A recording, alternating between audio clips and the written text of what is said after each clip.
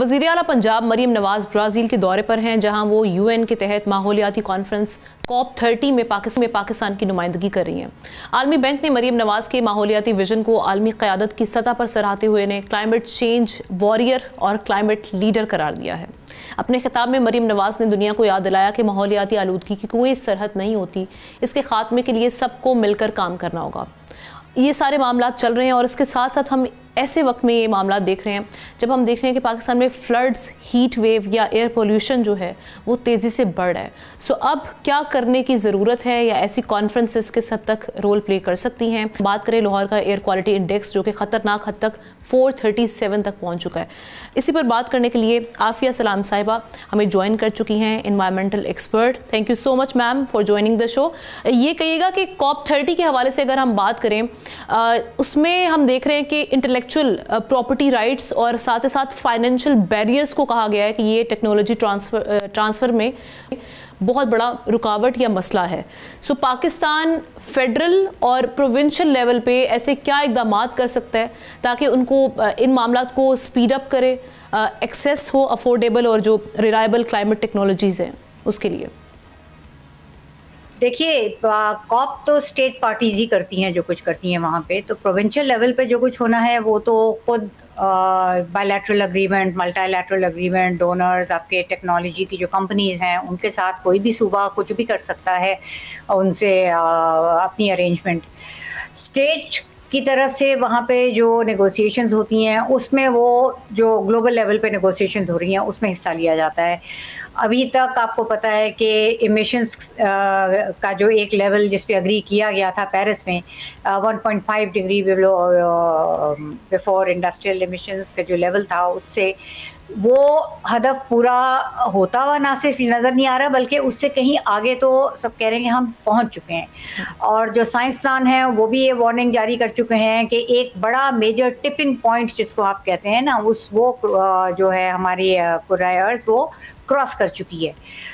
और जो 1.5 डिग्री का, हालांकि बहुत से लोग कह चुके हैं कि दैट्स हिस्ट्री ना हो, अब उस पर बात करना बेकार है, लेकिन उसके बावजूद अभी भी जहां कहीं थोड़ी सी उम्मीद के रमक है, वो कह रहे हैं कि शायद हम अगर एक इज्तिमाई कोशिश में कामयाब हो जाएं तो हम उस तक लिमिट कर सकें।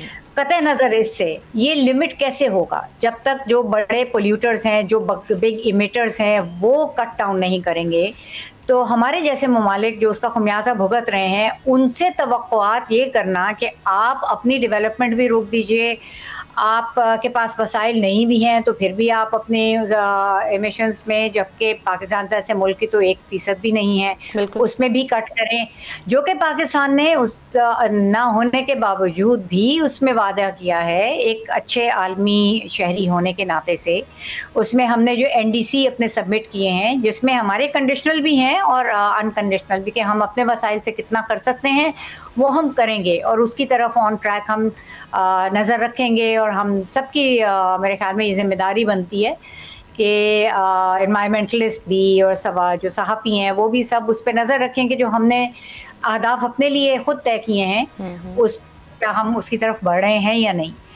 दूसरा जो उससे बड़ा वाला मसला है कि जहां हम खुद नहीं कर सकते, जैसे आपने जिक्र किया technology transfer, intellectual property rights, patterns, ये चीज़ें भी तो रुकावटें हैं ना हमारे जैसे ममालिक के लिए। वो वसाइल हासिल करने के लिए अब जहाँ पैसा ना हो वहाँ टेक्नोलॉजी और नॉलेज ट्रांसफ़र तो हमें चाहिए।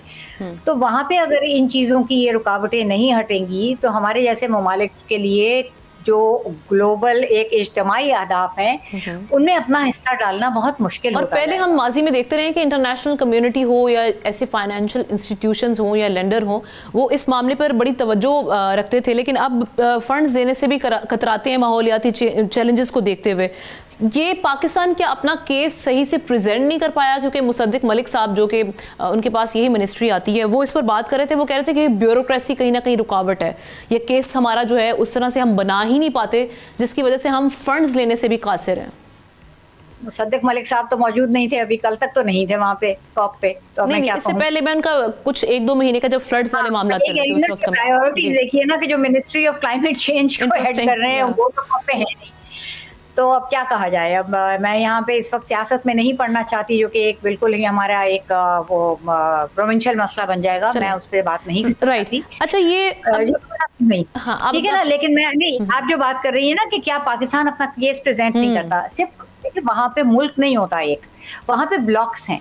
Pakistan group of 77 plus China का भी हिस्सा है और भी 2 ब्लॉक्स का हिस्सा है। वहाँ पे एक इज्तिमाई फ्रंट पेश किया जाता है कि ये वो ममालिक हैं जिनके मसाइल एक जैसे हैं, जिनको वसाइल भी तकरीबन वही सब चाहिए ताकि वो इन मसाइल पे काबू पा सकें।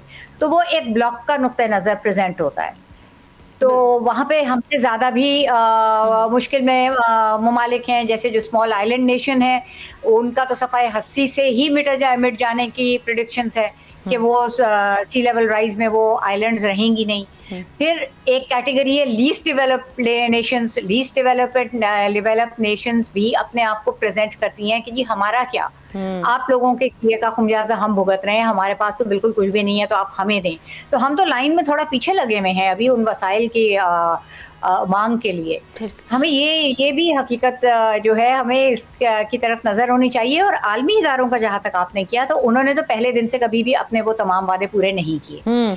जो अभी पाकिस्तान में जो फ्लड की सिचुएशन रही, उसमें उस वक्त बड़ा शोर गुहा रहा कि अगर यही अर्ली वार्निंग सिस्टम होता, वो इंस्टॉल्ड होता, तो काफ़ी हद तक जो नुकसान था उसके आगे हम बंद बांध सकते थे। इसी तरह हीट वेव के लिए भी ज़रा सजेस्ट कीजिएगा, ऐसी कौन कौन सी टेक्नोलॉजीज़ हैं जो कि हम हमारे लिए अफोर्डेबल भी हैं और उसको अपनाते हुए हम ये जो हम ख़ास तौर पर जो वल्नरेबल कम्यूनिटीज़ हैं उनके लिए कुछ किया जा सके। जी बिल्कुल, ये बहुत ज़रूरी है कि चूँकि हम क्लाइमेट चेंज को रोकने की पोजीशन में नहीं हैं, क्योंकि हमने उसको क्रिएट नहीं किया, तो हमारा काम है कि हम उससे अपने बचाव के लिए तगदौ करें। बातों से बहुत आगे निकल चुके हैं, क्योंकि ऑब्वियसली बातों से हम ये इस चीज़ को कंट्रोल नहीं कर सकते और ना ही हम इंटरनेशनली जब रिप्रेजेंट कर रहे होते हैं। सो हम यहाँ पर क्या इम्प्लीमेंटेशन हो रहा है या जो हमारे हाथ में है वो क्यों नहीं कर पा रहे, इसके लिए हम जवाब दें। Thank you so much Afia सलाम साहिबा, इस पर आपने कॉमेंट किया। सब्सक्राइब करें और बेल दबाएं ताकि कोई खबर रह न जाए।